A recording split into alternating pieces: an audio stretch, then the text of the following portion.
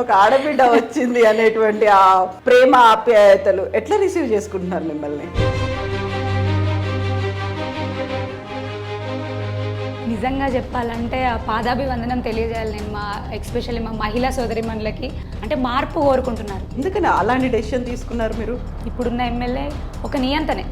ఆ బెదిరింపుతోని వాళ్ళు అనుకున్నారు ఎట్లా మాకు ఇప్పుడు ఓటు అనే ఆయుధం వచ్చింది, ఎలక్షన్లు వచ్చినాయి, దాంతోనే బుద్ధి చెప్తాం సైలెంట్గా అయినా, ఈసారి ఓడించి తీరుతామని పక్క క్యాడరే ఉంది. ఇది ఎక్కడ అన్యాయం అండి? అసలు ప్రజాస్వామ్యం ఎక్కడుంది? ప్రజాస్వామ్యంలోనే ఉన్నామా మనం, ఇంకా రాచరిక పాలనలో ఉన్నామా లేదా రజాకర్ పాలనలో ఉన్నామా? తమ్ముడు ఎవరం బానిసలము కాదు. ఇది ప్రజాస్వామ్యం. ప్రజల చేత ప్రజలు పరిపాలింపబడాలనేటటువంటిదే ప్రజాస్వామ్యం. హక్కులు తెచ్చుకుంటాం తమ్ముడు. మీరందరూ నాకు తోడైతే మనందరం కలిసి కొట్లాడదామని నేను చెప్తున్నాను. మీ ఆడబిడ్డని అంటున్నాను. మీ ఆడబిడ్డగా మీ బాధ్యతలన్నీ నేను తీసుకుంటాను. మిమ్మల్ని కడుపులో పెట్టుకు చూసుకుంటాను.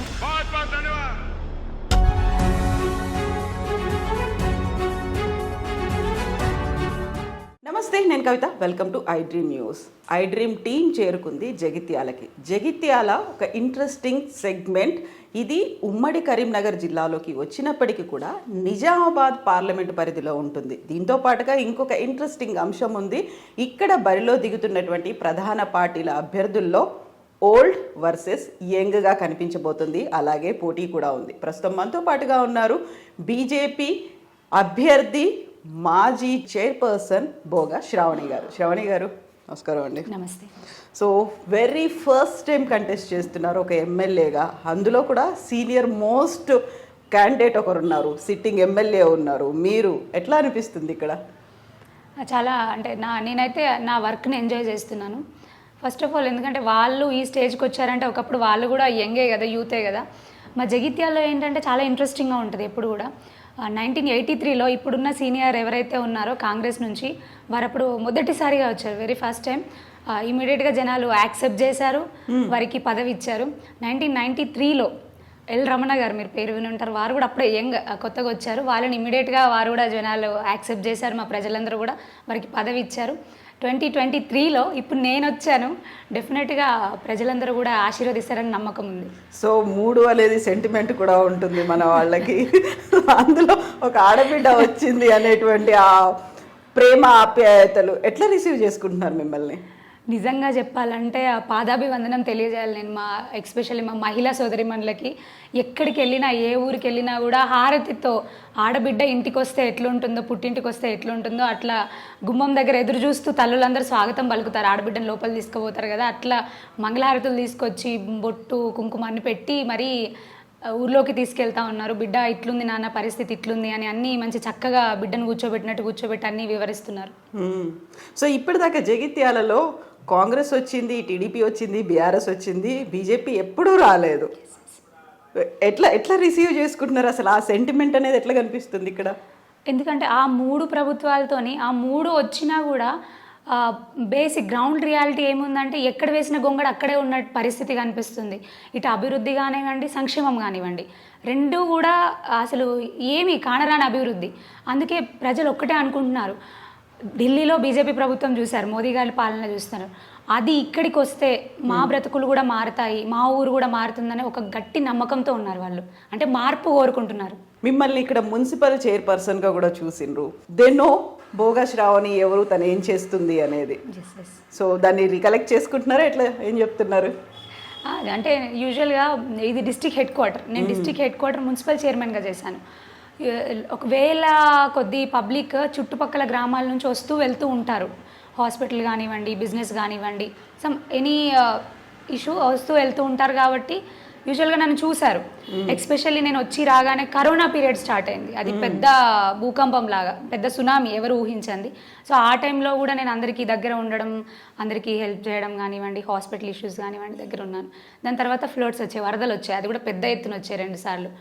సో అప్పుడు కూడా నేను వాళ్ళ వెన్నంటే ఉన్నాను. రెగ్యులర్గా ప్రజలు చూస్తూ ఉన్నారు నన్ను, నేను ఏం చేస్తున్నాను, ఎలా ప్రజలకు దగ్గర ఉన్నాను, కష్టమైన నష్టమైన ఎలా వాళ్ళ దగ్గరికి వెళ్తున్నాను అనేది చూశారు. సో నేను రిజైన్ చేసి వచ్చినప్పుడు నేను ఎంత బాధపడ్డానో నాకంటే ఎక్కువ వాళ్ళు బాధపడ్డారు. ఇంటికి రావడం కానివ్వండి, నా కోసం నిరసనలు చేయడం కానివ్వండి, బిడ్డ అన్యాయానికి గురైంది మా బిడ్డ అని నిరసనలు చేయడం కానివ్వండి, మీరందరూ చూశారు. కానీ చాలా సంతోషం అనిపిస్తుంది, ఎందుకంటే వాళ్ళు నన్ను ఒక పొలిటీషియన్ లా కాకుండా వాళ్ళ బిడ్డగా చూస్తున్నందుకు చాలా సంతోషం మెంబర్గా, ఒక ఫ్యామిలీ మెంబర్గా. అందులో ఒక అమ్మాయి అనుకోకుండానే సడన్గా మధ్యలో రిజైన్ చేసి రావాల్సి వచ్చింది. ఆ రిజైన్ చేయడానికి కారణాలు కూడా మీరు చాలా చెప్పినప్పుడు వాళ్ళు ఎమోషనల్ అయ్యారు. అంతే మీరు యూజ్ చేసినటువంటి వర్డ్స్ కావచ్చు. ఎందుకని అలాంటి డెసిషన్ తీసుకున్నారు మీరు? ఎందుకంటే మీరు యూజువల్ పొలిటీషియన్స్ని చూసారు, ఎప్పుడైనా కానీ అధికార పార్టీని వదిలేసి ఎవరు రాలేదు, యూజువల్లీ రాలేదు. సో నేను రెండూ వదిలేసుకొని వచ్చాను. అంటే అంత టార్చర్ అనుభవిస్తే నేను అలా రావడం జరిగింది. ఇక్కడున్న ఒక నియంత, ఇప్పుడున్న ఎమ్మెల్యే ఒక నియంతనే, ఎందుకంటే తన మాటనే సాగాలి. తన కిందున్న పబ్లిక్ రిప్రజెంటేటివ్స్ పెద్ద ప్రోటోకాల్ కానీ చిన్న ప్రోటోకాల్ కానీ, యూజువల్గా పక్కనున్న నియోజకవర్గంలోని మంత్రినే తను ఆర్డర్ వేస్తేనే ఈ నియోజకవర్గంకి రావాలి, లేకపోతే రాకూడదు. ప్రోగ్రామ్స్ అయినా సరే, డిస్ట్రిక్ట్ ప్రోగ్రామ్స్ అయినా సరే, తనకు ప్రోటోకాల్ ఉన్నా సరే తిని చెప్తేనే తను రావాలి. పక్కనే టీఆర్ఎస్ జిల్లా అధ్యక్షుడు ఉంటారు, తనైనా సరే జిల్లా ఆఫీస్ పెట్టుకున్నా సరే తిను అంటేనే తను రావాలి. సో అట్లా ఇంకా మహిళా ప్రజాప్రతినిధులు అయితే ఆ మనిషి కళ్ళకు కూడా కనబడరు. ఎందుకట్లా? మా పేర్లు శిలాఫలకాల మీద ఉంటే ఆయనకు నచ్చదు. ఎందుకంటే ఒక నియంత నేనే ఉండాలి, ఇంకా నా కింద ఎవరు ఉండకూడదు, ఎప్పుడైనా నేనే ఉండాలి అనేటటువంటి ఒక నీచమైనటువంటి మెంటాలిటీ అనేది.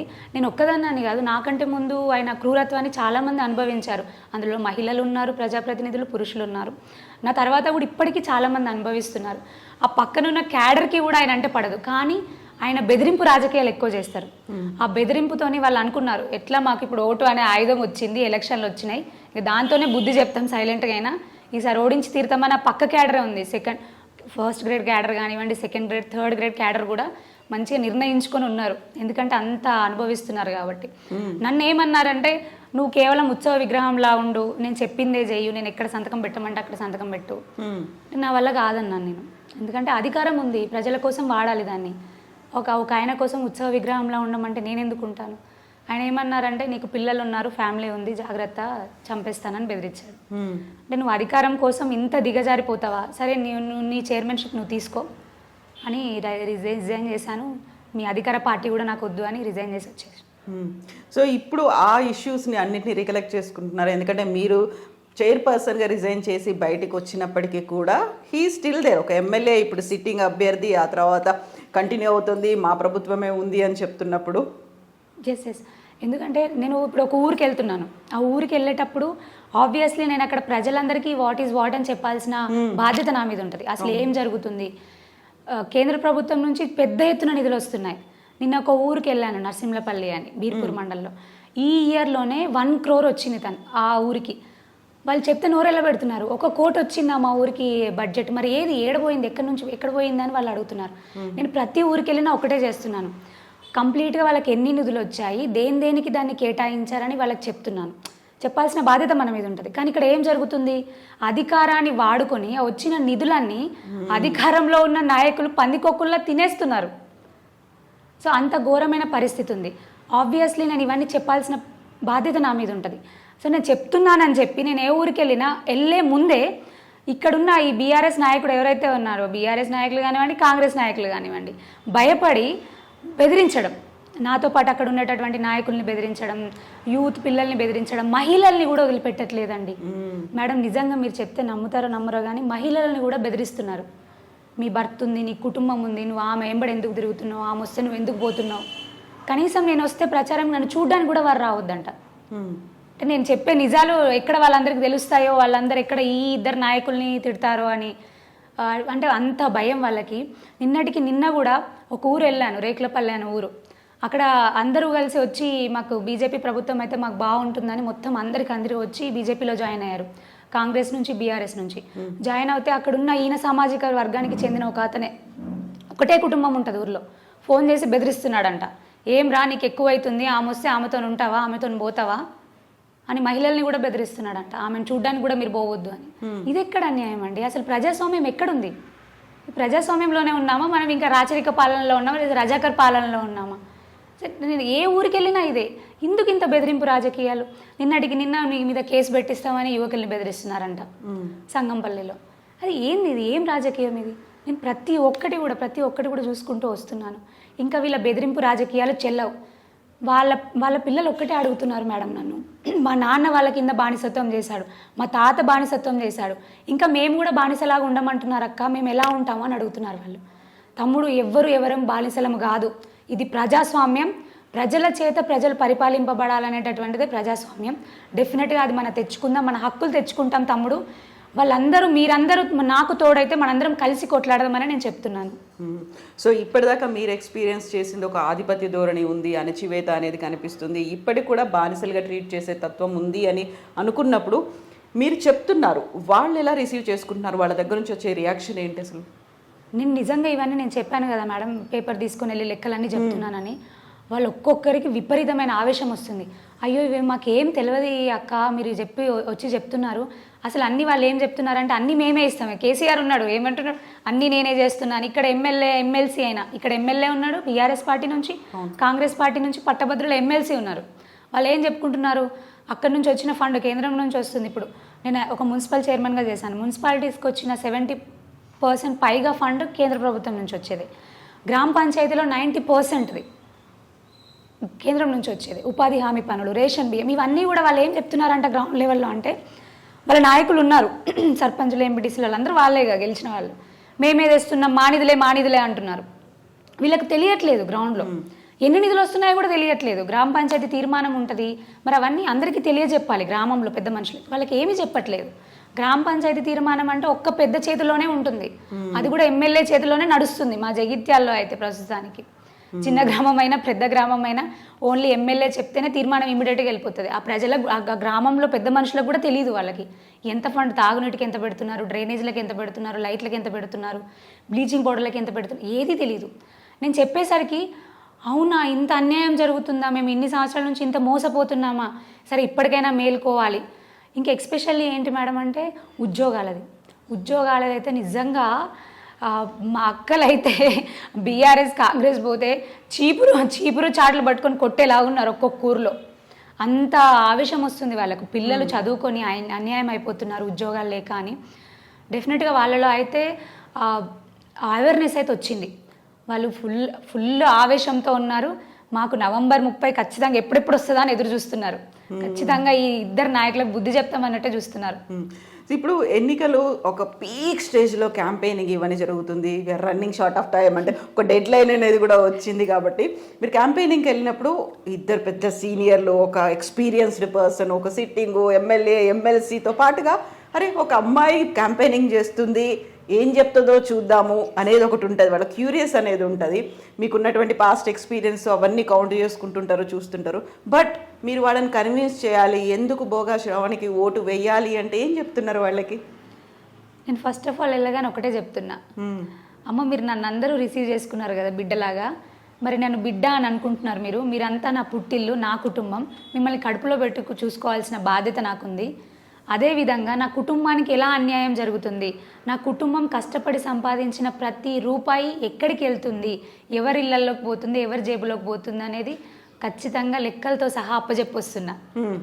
ఒక్కటి మాత్రం స్పష్టంగా హామీ ఇస్తున్నా, అమ్మ మీరు మీ ఆడబిడ్డని బోగస్ శ్రావణిని కమలం పువ్వు గుర్తు మీద ఓటేసి గెలిపించండి, మీరు కష్టపడ్డ ప్రతి రూపాయి కూడా మీకు ఖర్చు పెట్టే బాధ్యత నాది అని మాట ఇచ్చొస్తున్నా. సో మీరు ఇక్కడ తీసుకొచ్చేటువంటి మార్క్ లేకపోతే ఒక మార్పు అనేది ఎట్లా, ఏం చెప్తున్నారు వాళ్ళకి, జగిత్యాలకి ఏం అవసరం ఉందని వాళ్ళకి చెప్తున్నారు మీరు? ఒకటి మేడం, ఇన్ని సంవత్సరాల నుంచి టీడీపీ మీరు చెప్పారు, 2009లో టీడీపీకి అవకాశం ఇచ్చారు, 2014లో కాంగ్రెస్కి అధికారం ఇచ్చారు. కాంగ్రెస్ ఇటు ఈ నాయకుడు పరిగణలోకి వచ్చాడు, అనధికారికంగా రాష్ట్రంలో బీఆర్ఎస్ఏ ఉందని. ఇప్పుడు ఉన్న ఎమ్మెల్యే అప్పుడు ఓడిపోయినా కూడా ఆయన రాజకీయం ఆయన చేస్తూనే ఉన్నాడు అనధికారిక ఎమ్మెల్యేగా. 2018లో ఈయనకు పట్టం కట్టారు బీఆర్ఎస్కి.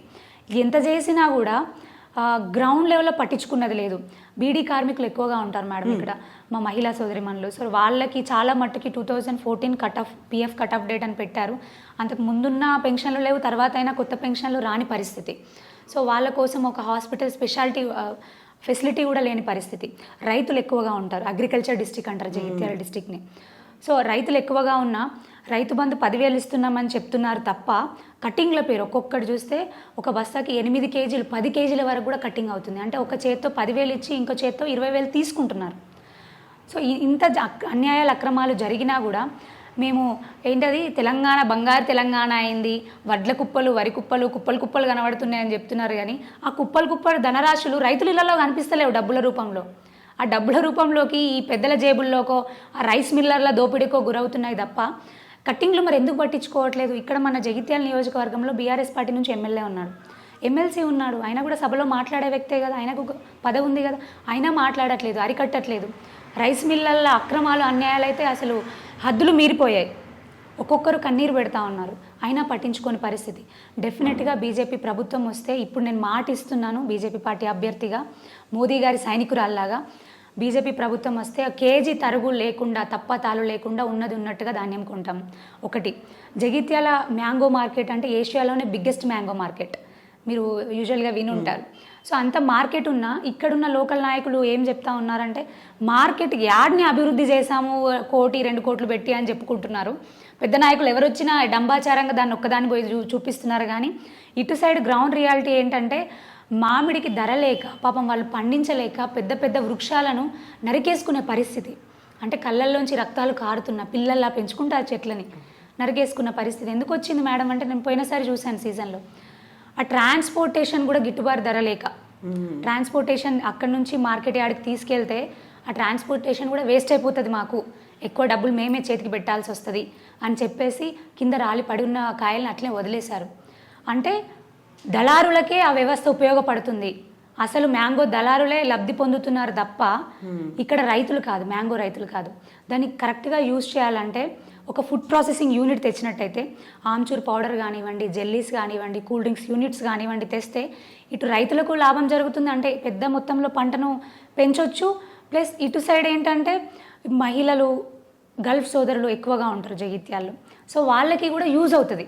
కుటీర పరిశ్రమలాగా పెట్టించిన ఎక్కడికక్కడ ఇండస్ట్రియల్ ఏరియా, కానీ ఒక్క ఇండస్ట్రీ లేదు ఇన్ని సంవత్సరాలలో.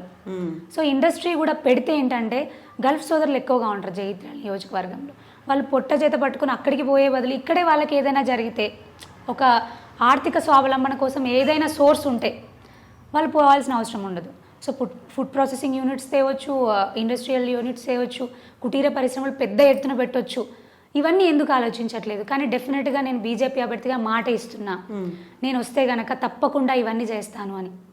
ఇక్కడ బీజేపీ 2 కీలకమైనటువంటి అనౌన్స్మెంట్లు చేసింది. ఒకటేమో ఉమెన్ రిజర్వేషన్ బిల్, ఆ తర్వాత బీసీనే సీఎం అవుతారు తెలంగాణలో. సో ఈ 2 మీకున్నాయి, అది చాలా కీలకంగా కీ రోల్ ప్లే చేస్తుంది అనుకుంటున్నారా? రిసీవింగ్ అనేది ఎట్లుంది? ఈ 2 అంశాలతో మీరు ముందుకెళ్ళినప్పుడు, ప్రజల దగ్గరికి వెళ్ళినప్పుడు ఎట్లా చూస్తున్నారు? ఇంకొకటి మీకు తెలియాల్సింది ఇక్కడ ఏంటంటే, జగిత్యాల నియోజకవర్గం ఏర్పడినప్పటి నుంచి ఇప్పటి వరకు 1957 నుంచి ఇప్పటి వరకు ఒక్క మహిళకు కూడా అవకాశం రాలేదు. ఫస్ట్ టైం వచ్చింది. మహిళలందరూ కూడా ఆదరిస్తున్నారు. అది మహిళా ఓటర్లు ఎక్కువ జగిత్యాల నియోజకవర్గంలో మిగతా వాటికంటే. సో వాళ్ళు ఆలోచిస్తున్నారు, అవును నిజమే కదా, మేమే ఎక్కువ ఉన్నాం, మరి మాకెందుకు అవకాశం రాలేదు, మాకెందుకు ఇవ్వలేదు. సో మా ఆడబిడ్డ వచ్చింది, ఈసారి ఎట్లయినా చెప్పి మేము గెలిపించుకోవాలి. నేను కూడా అడుగుతున్నాను, అక్క తల్లి అమ్మ మనకు అవకాశం వచ్చింది. భోగశ్రావణి గెలిస్తే నేను గెలిచినట్టు కాదు, మనందరము మహిళా లోకం అంతా గెలిచినట్టు. ఒక అవకాశం ఇవ్వండి అనగానే వాళ్ళు, లేదమ్మా నేను ఎప్పుడెప్పుడు వస్తారా మన వాళ్ళని ఎదురు చూస్తున్నాము. కొన్ని ఊర్లలో అయితే, అమ్మ మీరు ఎప్పుడు వస్తారని మా ఊరికి మేము చూస్తున్నాము బిడ్డ అని వాళ్ళు అంటున్నారు. చాలా సంతోషంగా ఉంది. ఇంకొకటి బీసీ అనేది ఏంటంటే, చాలా సంవత్సరాల నుంచి బీసీలు బహుజనులు అనేవాళ్ళు అన్యాయానికి గురవుతూనే ఉన్నారు. ఓట్లు వేసేది వాళ్ళు, అందలం ఎక్కిచ్చేది వాళ్ళు, పల్లకీని మోసేది వాళ్ళు, కానీ పల్లకీలో కూర్చోలేదు ఎప్పుడు కూడా, ఆ సింహాసనం మీద కూర్చోలేదు. వాళ్ళు ఆ బరువును మోస్తూనే ఉన్నారు కానీ వాళ్ళు ఎప్పుడు కూర్చోలేదు. బీజేపీ పార్టీ ఒకటే అండి, మీరు చూశారు, బీసీ పీఎం ఉన్నారు, ఒక గిరిజన రాష్ట్రపతి ఉన్నారు. ఇక్కడ కూడా మొన్ననే వచ్చి మోదీ గారు డిక్లేర్ చేశారు బీసీ సీఎం అని. అది ప్రజల్లో అందరూ కూడా ఆలోచిస్తున్నారు. బహుజన సమాజం అంతా ఆలోచిస్తుంది, బీసీ సమాజం అంతా ఆలోచిస్తుంది. అవును కదా, మా వాళ్ళే పల్లకిలో కూర్చుంటే, సింహాసనం మీద కూర్చుంటే మా హక్కులు అనేవి నెరవేరుతాయి, మాకు స్వేచ్ఛ అనేది లభిస్తుంది, మా గురించి ఆలోచిస్తారు, మా బతుకులు బాగుపడతాయి అనేది ఒకటి వచ్చింది. మళ్ళీ మొన్నటికి మొన్న ఎస్సీ వర్గీకరణ, నిజంగా దాన్ని కూడా దళిత సమాజం అంతా స్వాగతిస్తుంది. మేము ఎక్కడికి వెళ్ళినా కూడా మా గురించి పట్టించుకున్న ప్రభుత్వం బీజేపీ ప్రభుత్వం. గత పాలక వర్గాలు ఎన్నొచ్చినా మమ్మల్ని వాడుకున్నాయి తప్ప, ఓటు బ్యాంక్గానే చూసాయి తప్ప మమ్మల్ని పట్టించుకోలేదు. తరతరాల కళ ఇది అని వాళ్ళు నిజంగా కన్నీరు పెడుతున్నటువంటి సందర్భం, ఆనంద బాష్పాలు వాళ్ళ కళ్ళలో. తప్పకుండా వాళ్ళందరూ ఆశీర్వదిస్తారనే నమ్మకం అయితే ఉంది మేడం. సో ఇక్కడ బీసీ ఓట్ బ్యాంక్ కూడా చాలా ఎక్కువ ఉంది. మీరు లేనప్పుడు ఆ ఓట్లు ఎటువైపు వెళ్తాయి అనేది ఉంది. ఇప్పుడు మీరు వచ్చిన తర్వాత మొత్తం మీ పక్షానే ఉన్నారా, మీ వైపే ఉన్నారా, లేకుంటే వాళ్ళ స్టాండ్ ఏంటి అనేది ఎట్లా తెలుస్తుంది మీకు? ఆబ్వియస్లీ, ఎందుకంటే అందరూ కూడా బీసీ సమాజం, బహుజన సమాజం వాళ్ళకున్న ఆస్తి ఆత్మాభిమానమే. ఆత్మాభిమానాన్ని నమ్ముకునే ఉంటారు ఏదైనా. ఇప్పుడు నా విషయంలో నేనైనా ఎంత పదవి ఏది ఉందని చూడలేదు. నాకు ఆత్మాభిమానం ముఖ్యం కాబట్టి వదిలేసుకొని వచ్చాను. వాళ్ళకు కూడా ఆత్మాభిమానమే ముఖ్యం. వాళ్ళు ఎన్ని చేసినా ఏది ఉన్నా ఆత్మాభిమానమే. కానీ ఇక్కడ వీళ్ళకి ఏంటంటే ఇక్కడ జరుగుతున్న యుద్ధం ఆత్మాభిమానానికి అహంకారానికి మధ్య జరుగుతుంది. సో వాళ్ళకు ఆత్మాభిమానం అనేది ఒకటి ఉంటే వాళ్ళు ఖచ్చితంగా ఓటేసేది ఆత్మాభిమానంకే. ఆత్మాభిమానం అనేది ఇప్పుడు ఆలోచిస్తున్నారు. మా ఆత్మగౌరవం, మా బిడ్డ భోగశ్రావణి, మా ఆత్మగౌరవానికి ప్రతీక మా భోగశ్రావణి అని వాళ్ళు ఆలోచిస్తున్నారు. నిజంగా వాళ్ళకి పాదాభివందనాలు తెలియజేస్తున్నా. తప్పకుండా వాళ్ళు ఆదరిస్తారనే నమ్మకం నాకుంది, ఆదరిస్తున్నారు కూడా. సో మీరు చాలా ఎమోషనల్ అవుతున్నారు, ఆ కళ్ళల్లో కూడా మీకు అది తెలుస్తుంది. ఇంత ఎమోషనల్ అంటే ఆ రిసీవింగ్లో ఉందా, లేకపోతే మీరు పడ్డ కష్టాల నుంచి ఇక్కడికి బయటకు వచ్చిన తర్వాత ఆ చేంజ్ అనేది మీకు కనిపిస్తుందా? ఎస్, నేను రిజైన్ చేశాక ఇమ్మీడియట్గా సమాజం అంతా కదిలింది. ఇప్పుడు బీసీ సంఘాలు కానివ్వండి, దళిత సంఘాలు కానివ్వండి, వాళ్ళందరూ వచ్చారు. నేను యాక్చువల్లీ ఏంటంటే రిజైన్ చేసి వెళ్ళిపోదాం అనుకున్నా. నేను ఒక డాక్టర్ని, రిజైన్ చేసి వేరే దేశం వెళ్ళి నేను అక్కడ వర్క్ చేసుకుందాం అంటూ. కానీ వీళ్ళందరూ నా దగ్గరికి వచ్చి, బిడ్డ నువ్వు నిలబడాలి, నీ వాయిస్ మాకు ఉండాలి, మా కోసం నువ్వు ఉండాలని ఎక్కడెక్కడి నుంచో వచ్చారు. వాళ్ళు ఇచ్చిన ధైర్యంతోనే బోగస్ రావని ఇప్పుడు ఈ స్టేజ్లో ఉంది. సో బీజేపీ నన్ను పిలిచింది, ఓదార్చింది, మీరు ఉండాలి మా ప్రతినిధిగా అని టికెట్ ఇచ్చింది. సో ఇప్పుడు కూడా నేను ఎక్కడికి వెళ్ళినా కూడా వాళ్ళు నన్ను రిసీవ్ చేసుకుంటున్నారు. ఇప్పుడు ఇంత బెదిరింపులు వస్తున్నాయి నాకు రెండు పార్టీల నుంచి కూడా, ఇద్దరు పెద్ద మనుషుల దగ్గర నుంచి కూడా విపరీతమైన బెదిరింపులు. నాకు, నాతో పాటు ఉన్న మా ప్రతినిధులకు కూడా, మా నాయకులకి కూడా, యువకుల దగ్గర నుంచి పోలీసులు కేసులు పెడతామని వాళ్ళ కుటుంబాలకు వెళ్ళి బెదిరిస్తున్నారు. ఇట్లా చాలా రకాలుగా బెదిరింపులు ఉన్నాయి. అంతెందుకు, నాకు నామినేషన్ ఫామ్ ఫిల్ చేస్తుంటా మేడం, మీకు తెలియాలి, అడ్వకేట్ని కూడా బెదిరించారు. నా కోసం అడ్వకేట్స్ కూడా పనిచేయొద్దంట. సో లీగల్ టీమ్ని కూడా బెదిరించారు. నువ్వు ఎట్లా పని చేస్తావు ఆమెకి, మేము ఎవరం చేయమని డిసైడ్ అయ్యాము అడ్వకేట్స్ అంటే నేను చేయొద్దని చెప్పాను అడ్వకేట్స్ అందరికీ, నువ్వు ఎట్లా చేస్తావు అని బెదిరించారు. బెదిరిస్తే ఆ అడ్వకేట్ భయపడి రాని పరిస్థితి. కానీ 3-4 రోజులు నాకు అసలు నామినేషన్ ఫిల్ చేయడానికి కూడా ఎవరు రాని పరిస్థితి. ఫస్ట్ లిస్ట్లోనే మీ పేరు అనౌన్స్ చేశారు. అయినప్పటికీ కూడా అంటే ఎంత దారుణమైన పరిస్థితి చూడండి. అట్లా ప్రతి సిచ్యువేషన్లో కూడా బెదిరింపు. ఊళ్ళల్లో నాతో పాటు ఉన్న యువకులు, మహిళలు, పెద్ద వర్గాలు అందరికీ బెదిరింపులే. అసలు ఎక్కడికి వెళ్తుంది, ఏం అనుభవిస్తున్నాం? అయినా సరే అన్ని బెదిరించినా సరే, లేదు మా బిడ్డ వస్తుంది, మా కోసం నిలబడుతుంది, మేము ఉండాలని పెద్ద ఎత్తున ఏ ఊరికి వెళ్ళినా పెద్ద ఎత్తున వచ్చి ఉంటున్నారు. ఇట్లా బెదిరింపులు వస్తున్నాయి. అయినా సరే నేను మీకోసం ఉంటాం, ఏమైనా సరే ఇంకా మేము బానిసలాగా బతకడం మాకు ఇష్టం లేదు, మా తరపున పోరాడడానికి నువ్వు ఉన్నావు కదా బిడ్డ, నువ్వు ఈ ఏజ్లో ఇట్లుండి కూడా ఒక ఆడబిడ్డవైనావు, 2 చిన్న పిల్లలను వదిలేసుకొని మా కోసం తిరుగుతున్నావు, మరి మేమెందుకు నీ కోసం రాకూడదు, మేము ఖచ్చితంగా నీ కోసం ఉంటాం అని వాళ్ళు వస్తున్నారు. సంతోషంగా ఉంది. సో ఇప్పుడు రెస్పాన్స్ అనేది వాళ్ళ వైపు నుంచి ఎట్లుంది? మీరేమో ఒక very first time women candidate ఇక్కడ బరిలోకి దిగిండ్రు, వాళ్ళకి ఆల్రెడీ ఎక్స్పీరియన్స్ ఉంది, ఒకరు ఎమ్మెల్యే, ఒకరు ఎమ్మెల్సీ, 2 జాతీయ పార్టీలు, వాళ్ళు బీఆర్ఎస్ ఆఫ్ కోర్స్ జాతీయ పార్టీ, ఇవన్నీ. అయితే ఎట్లా చూస్తున్నారు వాళ్ళు మీరు చేస్తున్న క్యాంపెయినింగ్తో పాటుగా మీరు మాట్లాడే పద్ధతి కావచ్చు, వివరిస్తున్నటువంటి విధానాలు, వాళ్ళ వైపు నుంచి రెస్పాన్స్ ఏమన్నా వచ్చిందా మీకు? ఆబ్వియస్లీ ఎందుకంటే నేను చెప్తున్నాను కదా, ఇవన్నీ వాళ్ళకి ఇంతవరకు విడమర్చి ఇవన్నీ చెప్పలేదు. ఫండింగ్ అయినా అదంతా వాళ్ళకి తెలియదు. అసలు వాళ్ళకి తెలియక ఈవెన్ రేషన్ బియ్యం ఎక్కడ వస్తున్నాయంటే కూడా కేసీఆర్ ఫోటో వేసుకుంటున్నాడు ఆయన అన్నిటి మీద. మా లోకల్ ఎమ్మెల్యే ఏంటంటే ఏ ఫండ్ వచ్చినా కానీ ఆయన శిలాఫలకం పెట్టుకోవాలి, పేరు రాసుకోవాలి, కొబ్బరికాయ కొట్టి రావాలి. సో వాళ్ళు అయ్యో అవునా మేడం, ఇక్కడి నుంచి నిజంగా మీరు చెప్తేనే తెలుస్తుంది మాకు, ఇంత మోసం చేస్తారా, ఇంత అన్యాయం చేస్తారా అని ఎక్కడికక్కడ వాళ్ళు అంటే రియలైజ్ అవుతున్నారు. ప్రతి ఒక్కటి డీటెయిల్గా చెప్పేసరికి రియలైజ్ అవుతున్నారు. ఇంకొకటి ఏంటంటే ఇక్కడ పట్టభద్రుల ఎమ్మెల్సీ గారు ఉన్నారు, వాళ్ళకి ఇంకా 2.5 సంవత్సరాల పదవి కాలం ఉంది, తనకి ఒక పదవి ఉంది. అయినా సరే మళ్ళీ నేనే ఉంటాను. 40 సంవత్సరాల రాజకీయ జీవితంలో ఆయన తప్ప వేరే నాయకుడి పేరు వినబడొద్దు అనేటటువంటి నియంత రాజకీయ నాయకుడు తను. ఆయన పెద్ద మనిషి, గౌరవం ఉంది, ఆయన వయసు గౌరవం ఇస్తాను నేను. కానీ ఆయన ఇట్లా ఆలోచించకూడదు కదా. పట్టభద్రుల ఎమ్మెల్సీ అయి ఉండి స్కూళ్ళను పట్టించుకోలేదు, విద్యార్థులను పట్టించుకోలేదు, స్కాలర్షిప్స్ రాకున్నా పట్టించుకోలేదు, కాలేజీలను పట్టించుకోలేదు. కొన్ని మండలాలలో అయితే అక్కడ ఉన్నటువంటి గురుకులాలు వేరే నియోజకవర్గానికి షిఫ్ట్ చేసుకున్నాడు. ఇక్కడ ఆయన పట్టించుకోలేదు. యువత ఉద్యోగాలు రాకుండా ఉన్నారు, అయినా ఆయన మాట్లాడలేదు, పట్టభద్రులను ఏనాడు పట్టించుకోలేదు. ఇప్పుడు పోయి ఓట్లు అడుగుతుంటే వాళ్ళు అదే అంటున్నారు, ఎప్పుడూ రాలేదు. మొన్న ఒక ఆమె పరమేశ్వరి గారని ఒక ఊళ్ళో నేను వెళ్ళాను, పిహెచ్డి చేశారంట. ఈయన ఎలక్షన్స్ అప్పుడు 2 కార్లు పంపించారంట, 4 ఉంటారు ఆ ఊర్లో అని.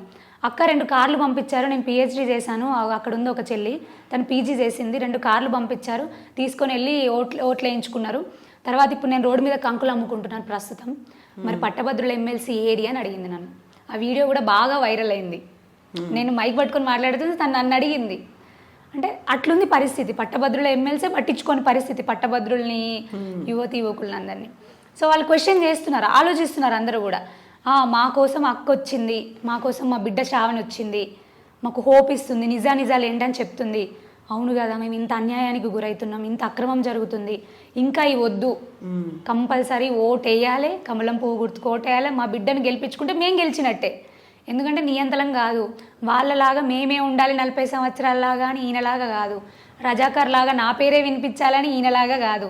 మా బిడ్డ మా అందరి కోసం కొట్లాడుతుంది, అందరి హక్కుల కోసం కొట్లాడుతుంది, మేము కష్టపడ్డ ప్రతి రూపాయి కోసం కొట్లాడుతుంది అని వాళ్ళ స్వయంగా వాళ్ళే అంటున్నారు. చాలా మట్టుకి ఆ రెస్పాన్స్ అయితే నాకు కనిపిస్తుంది, ఆ మార్పు కనిపిస్తుంది. అయితే ఇక్కడ బీజేపీకి సంబంధించి చూస్తే 2 ఎంపీలు ఉన్నారు, ఒకరు కరీంనగర్ బీజేపీ ఎంపీ, ఒకరు నిజామాబాద్ బీజేపీ ఎంపీ. ఇద్దరు కూడా ఈసారి ఎమ్మెల్యేలుగా బరిలోకి దిగుతున్నారు. ఆ ఇద్దరు కూడా బీసీలే. సో ఒక బీసీ ఆడబిడ్డకి వాళ్ళిద్దరి తరఫున ఎట్లాంటి క్యాంపెయినింగ్ కోసం వస్తున్న సహకారం ఎట్లుంది, ఓవరాల్గా బీజేపీ నుంచి ఎట్లుంది మీకు? నిజంగా ఓవరాల్ బీజేపీ అయితే, నేను కష్టాల్లో ఉండి అన్యాయానికి గురైనప్పుడు ఒక ఆడబిడ్డలాగా ఆదుకున్న పార్టీ నన్ను. సో నేను ఎంత చేసినా కూడా బీఆర్ఎస్ నుంచి ఒక్క ఫోన్ కాల్ కానీ ఒక ఓదార్పు కూడా నాకు లభించలేదు. కానీ బీజేపీ ఇమీడియట్గా మా పార్లమెంట్ సెగ్మెంట్ ఎంపీ అరవింద్ అన్న, నా అన్న అని చెప్పుకుంటాను అందరికీ, అరవింద్ అన్న వచ్చారు, ఈటల రాజేంద్ర అన్న గారు, ఒకే గుటి పక్షులం ఇద్దరం, ఒకే రకంగా మోసపోయినాం దాదాపు. అన్న వచ్చారు, ఇంటికి ఓదార్చారు. బండి సంజయ్ అన్న, తను కూడా చాలా ఓదార్పునిచ్చిండ్రు. రఘునందన్ రావు గారు కానివ్వండి, డికే అరుణ గారు కానివ్వండి, లక్ష్మణ్జీ కానివ్వండి, వీళ్ళందరూ కూడా రెగ్యులర్గా మాట్లాడుతూ ఉంటారు. అరే నీకు ఏదున్నా మేము ఉంటాం రా తల్లి అని, అంటే ఒక చెల్లెలాగా చాలా సంతోషంగా అనిపిస్తుంది. ఇప్పుడు అరవింద్ గారు అయితే పార్టీలోకి వచ్చినప్పటి నుంచి ఇప్పటి వరకు కూడా వెన్నంటే ఉండి ప్రోత్సహిస్తూ వస్తున్నారు. ఈటల రాజేంద్ర గారు, బండి సంజయ్ గారు, అంటే హ్యాపీ అనిపిస్తుంది. నా కుటుంబం ఇది. నేను ఒకటే చెప్తాను, బీజేపీ పార్టీ అంటే ఒక పార్టీ కాదు, నా కుటుంబం. ఎవరేమనుకున్న సంబంధం లేదు. హార్డ్ కోర్ ఉన్న బీజేపీ కార్యకర్తలు అటు ఇటు ఎటు చూడరు. వాళ్ళు ఒక్కొక్కరైతే గత 40-50 సంవత్సరాల నుంచి బీజేపీ జెండా మోస్తున్న వాళ్ళు ఉన్నారు. ఏమి ఒక్క రూపాయి కూడా ఆశించరు వాళ్ళు. అసలైన బీజేపీ కార్యకర్తలు ప్రలోభాలకు లొంగరు, ఇంకో పార్టీ జెండా మోయరు, ఇంకో పార్టీలకు పోరు.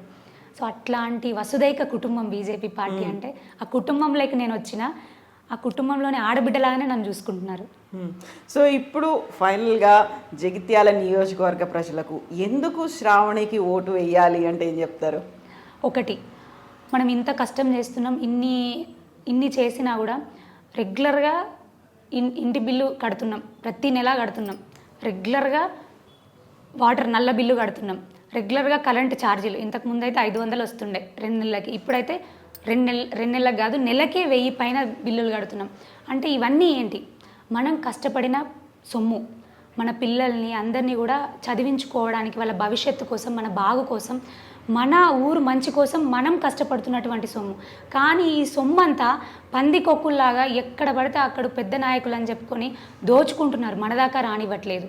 నేను చెప్పేది ఒకటే, కేంద్ర ప్రభుత్వం నుంచి నరేంద్ర మోదీ గారు నా పల్లెలు బాగుండాలి, నా ప్రజలు బాగుండాలి, నా ఇల్లు లేని సోదరులకు ఇల్లు ఉండాలి, ప్రతి ఒక్కరు కూడా సౌకర్యంగా బ్రతకాలి, అన్ని సౌకర్యాలతో బ్రతకాలనేటువంటి ఉద్దేశంతో మనిషికింత నెల మేడం మనిషికింత చొప్పున ప్రతి గ్రామ పంచాయతీలో టెన్షన్గా డబ్బులు పడుతున్నాయి.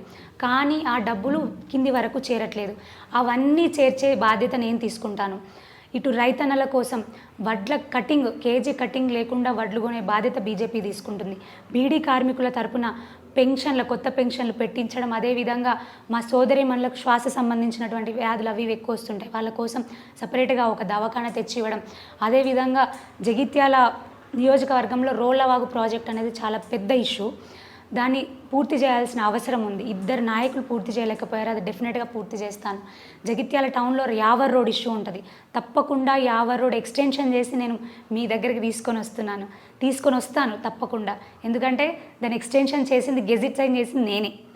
సో దాని ఎక్స్టెన్షన్ చేయాల్సి ఉంది. రిజైన్ చేశాను కాబట్టి ఇప్పుడు నేను చేయలేదు, ఎమ్మెల్యే చేయనివ్వలేదు. సో నేను చేస్తాను దాన్ని, అదొకటి. అదేవిధంగా మా రైతన్నల కోసం ఇటు మా గల్ఫ్ సోదరులందరి కోసం కూడా ఒక పరిశ్రమను తీసుకొని రావడం, ఫుడ్ ప్రాసెసింగ్ యూనిట్ తీసుకొని రావడం, ఇవన్నీ కూడా నేను మీకోసం చేస్తానని మాటిస్తున్నాను. కొత్త పెన్షన్స్ అయినా, కొత్త రేషన్ కార్డ్స్ అయినా ఇవన్నీ చేయాల్సిన అవసరం ఉంది. తప్పకుండా మీ ఆడబిడ్డని అంటున్నాను, మీ ఆడబిడ్డగా మీ బాధ్యతలన్నీ నేను తీసుకుంటాను, మిమ్మల్ని కడుపులో పెట్టుకు చూసుకుంటాను. ఒక్క అవకాశం ఇవ్వండి అని నా ప్రజలందరినీ, నా కుటుంబాన్ని అంతటిని నేను కోరుతున్నాను. దయచేసి నవంబర్ 30న అందరూ తప్పకుండా మీ ఓటు హక్కును వినియోగించుకోండి. మీ ఇన్ని రోజులు పడ్డ దగాకి ఇప్పుడు ఆ గ్రడ్జ్ తీసుకోవాల్సిన సమయం వచ్చింది. అంటే అది మీరు ఖచ్చితంగా వాళ్ళకు ఓటు రూపంలో చూపించాలి. మీరు వెళ్ళేటప్పుడు మీ ఆడబిడ్డ భోగస్టాన్ని ఒక్కసారి గుర్తు తెచ్చుకోండి. కమలం పువ్వు గుర్తుకు ఓటేసి మీ బిడ్డను గెలిపించుకోండి. ఈ బిడ్డ గెలిపే మీ అందరి గెలుపు అవుతుంది. Thank you so much Sravani garu. Best wishes to you అండి. All the best to you. ఒక టఫ్ ఫైట్ అనేది కనిపిస్తుంది. ఒకవైపు సీనియర్లు ఉన్నారు, యంగ్ వర్సెస్ సీనియర్లు అన్నట్టుగా ఉంది. సో అందులో మీరు విజయం సాధించాలని కోరుకుంటున్నాను. Thank you so much and best wishes to you అండి. థ్యాంక్ యూ అండి.